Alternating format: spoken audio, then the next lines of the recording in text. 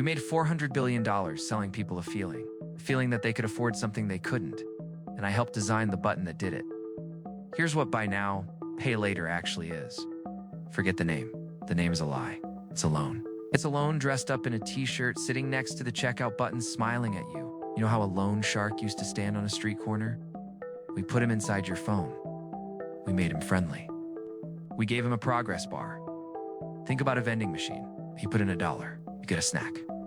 Simple. Now imagine that vending machine says, "Hey, no dollar needed, just take the snack. Pay me back in for easy pieces." Sounds generous, right? It's not. The machine knows something you don't. It knows that once you've eaten the snack, you'll keep coming back. And it's counting on you to lose track of how many snacks you owe. That vending machine is Klarna.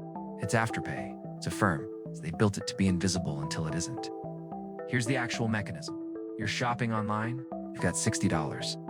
The thing you want costs $100. Old you would leave. New you sees the button. Pay in 4. First payment today, $25. Your brain does bad math and calls it good math. You click. You now have a loan. There is no application. No credit check for the small ones. No scary paperwork. Just a button. That's the trap. Ow. The friction that used to protect you, the awkward conversation with a bank, the forms, the waiting, we killed all of that. Ow. On purpose? We called it seamless. What it actually is a gap in your armor. And they stack. You don't get one, you get 4. 5 people are running 7 active BNPL loans at the same time without knowing it. Each one reports differently. Each one has different due dates. The machine is counting on you to forget. Here's one number. 1. The BNPL industry processed over $300 billion in transactions last year. $300 billion. For reference, that is more than the entire GDP of Portugal. And the majority of that volume, the majority came from people earning under $50,000 a year. They didn't target the rich, they never do. They targeted people who were $25 short of something they wanted. And then they handed them a shovel and called it a ladder.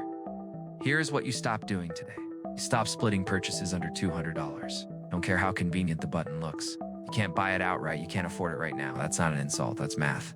Companies love when you feel shame about money. Shame makes you avoid looking. Avoidance is how you end up with 7 open loans and $140 in late fees you never saw coming. Look at the number. Say it out loud. It makes you uncomfortable. That discomfort is the only honest thing in the whole transaction. Delete the apps. Unlink the accounts.